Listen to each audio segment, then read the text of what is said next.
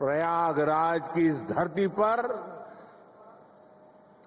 एक नया इतिहास रचा जा रहा है।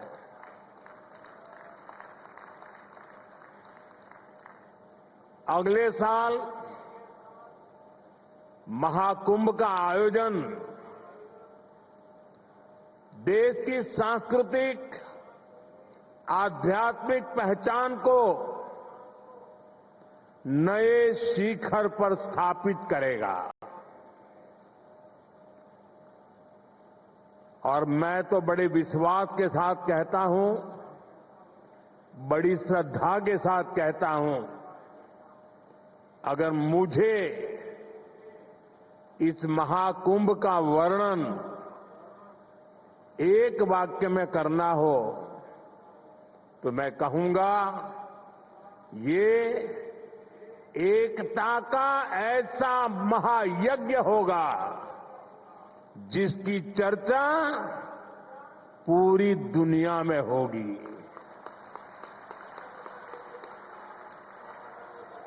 मैं इस आयोजन की भव्य और दिव्य सफलता की आप सभी को शुभकामनाएं देता हूं।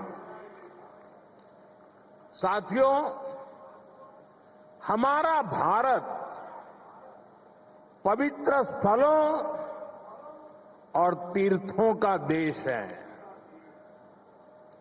ये गंगा, यमुना, सरस्वती, कावेरी, नर्मदा जैसी अनगिनत पवित्र नदियों का देश है। इन नदियों के प्रवाह की जो पवित्रता है, इन अनेकानेक तीर्थों का जो महत्व है, जो महात्म्य है, उनका संगम, उनका समुच्चय,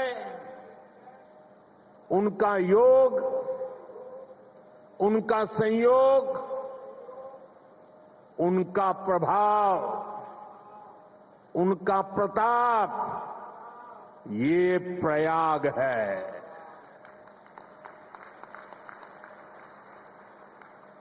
ये केवल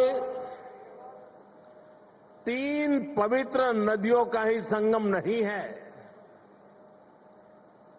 प्रयाग के बारे में कहा गया है, माघ मकरगत रवि जब होई,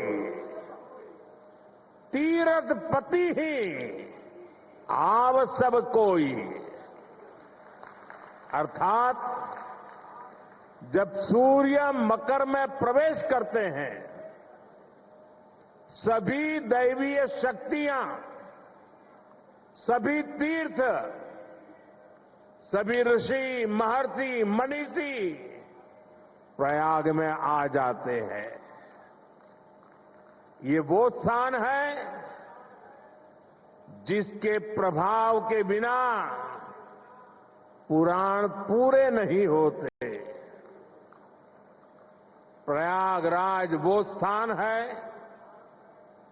जिसकी प्रशंसा वेद की ऋचाओं ने की है।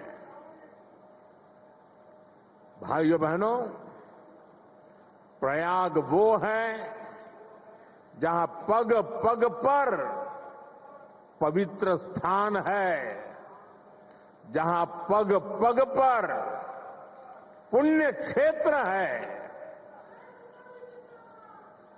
त्रिवेणीम माधवम सोमम भरद्वाजम च वासुकिम वंदे अक्षयवटम शेषम प्रयागम तीर्थनायकम। अर्थात त्रिवेणी का त्रिकाल प्रभाव, वेणी माधव की महिमा, सोमेश्वर के आशीर्वाद, ऋषि भारद्वाज की तपोभूमि, नागराज वासुकी का विशेष स्थान,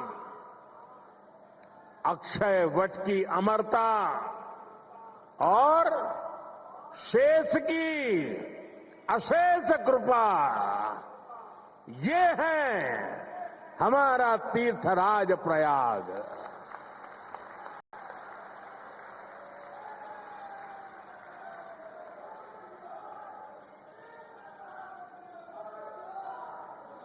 तीर्थराज प्रयाग यानी चारी पदारथ भरा भंडारू, पुण्य प्रदेश देश अति चारू। अर्थात जहां धर्म, अर्थ, काम, मोक्ष चारों पदार्थ सुलभ है, वो प्रयाग है।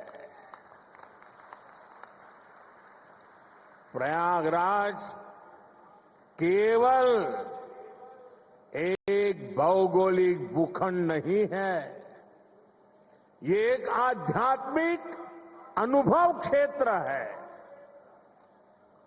ये प्रयाग और प्रयाग के लोगों का ही आशीर्वाद है कि मुझे इस धरती पर बार बार आने का सौभाग्य मिलता है।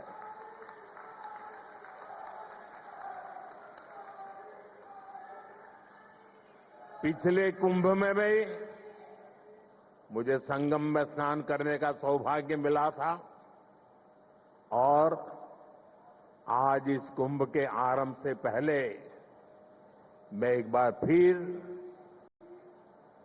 मां गंगा के चरणों में आकर के आशीर्वाद प्राप्त करने का सौभाग्य प्राप्त किया। आज मैंने संगम घाट के लेटे हुए हनुमान जी के दर्शन किए, अक्षय वट वृक्ष का आशीर्वाद भी प्राप्त किया। इन दोनों स्थलों पर श्रद्धालुओं की सहूलियत के लिए हनुमान कॉरिडोर और अक्षय वट कॉरिडोर का निर्माण हो रहा है। मैंने सरस्वती कूप रीडेवलपमेंट प्रोजेक्ट की भी जानकारी ली। आज यहां हजारों करोड़ रुपए के प्रोजेक्ट का लोकार्पण हुआ है। मैं इसके लिए आप सबको बधाई देता हूं।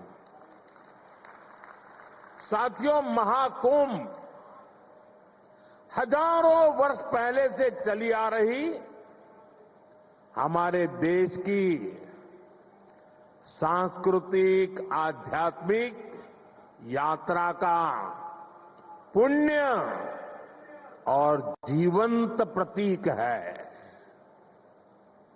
एक ऐसा आयोजन जहां हर बार धर्म, ज्ञान, भक्ति और कला का दिव्य समागम होता है।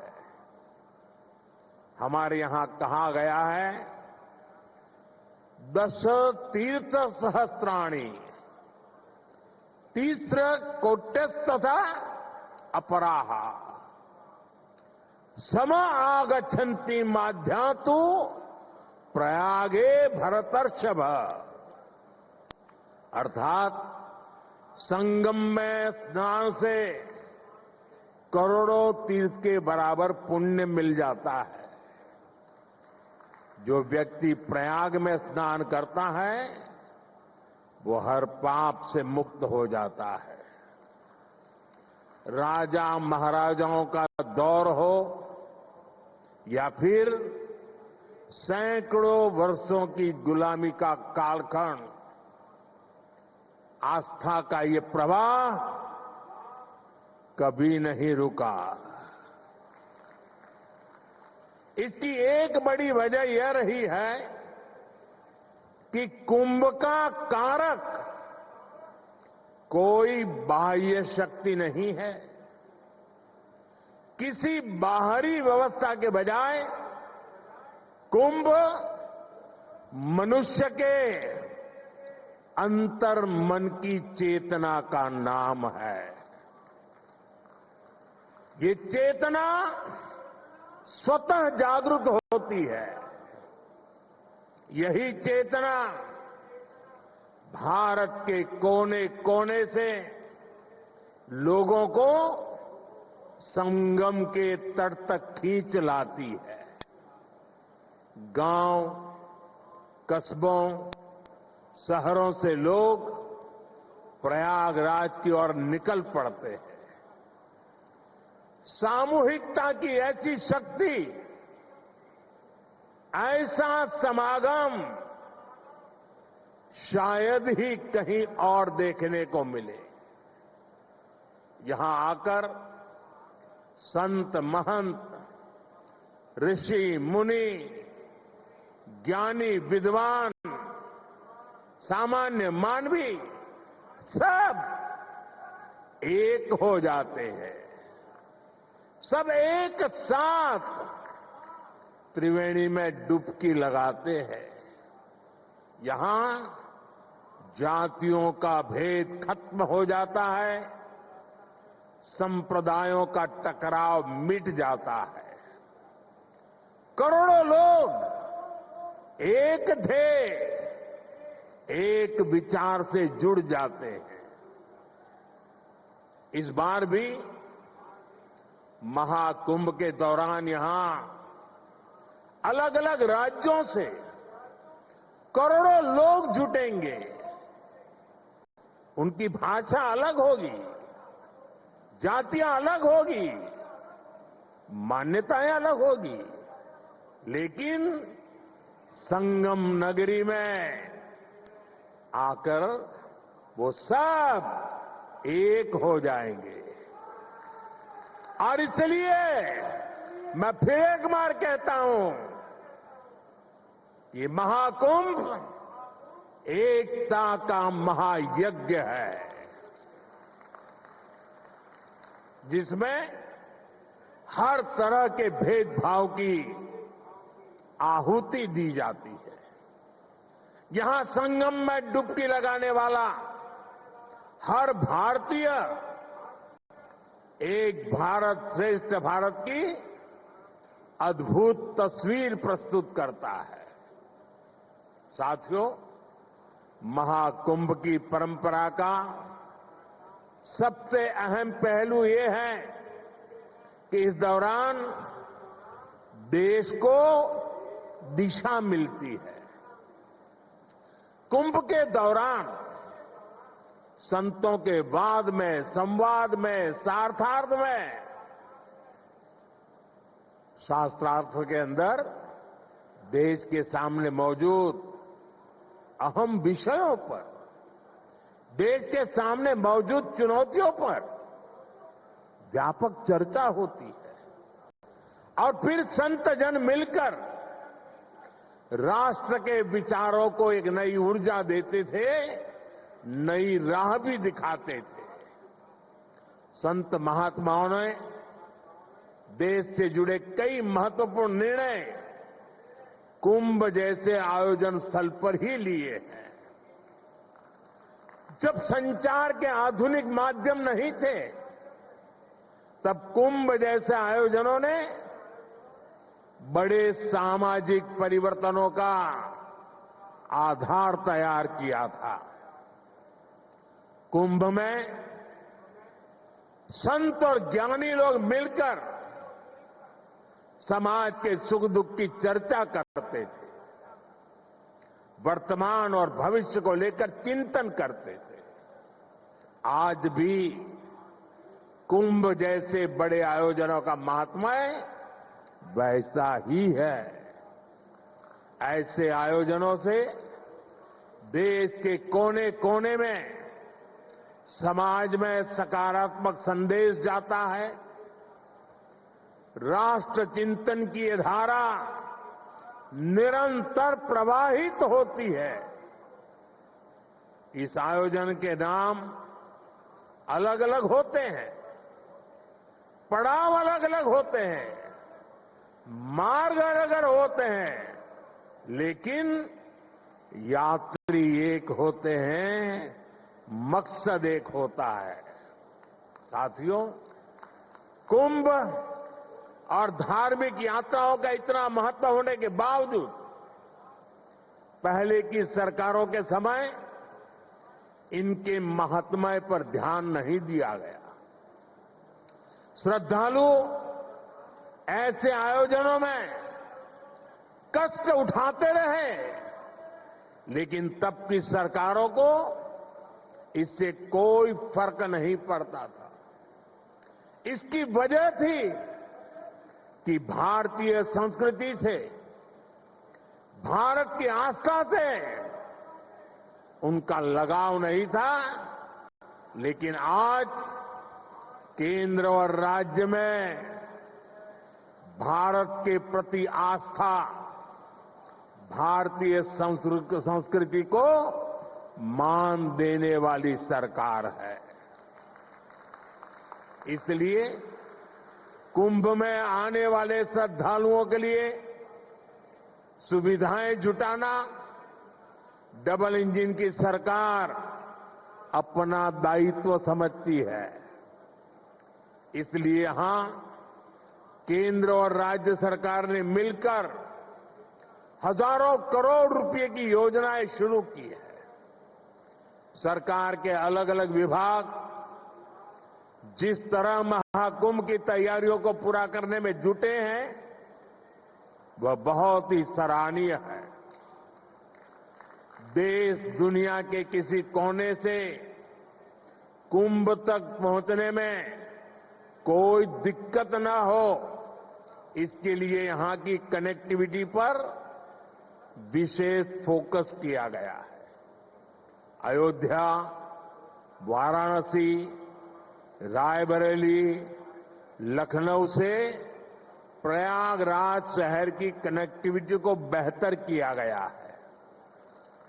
मैं जिस whole of the government approach की बात करता हूं, उन महाप्रयासों का महाकुंभ भी इस थली में नजर आता है। साथियों, हमारी सरकार ने विकास के साथ साथ विरासत को भी समृद्ध बनाने पर फोकस किया है। आज देश के कई हिस्सों में अलग अलग टूरिस्ट सर्किट विकसित किए जा रहे हैं।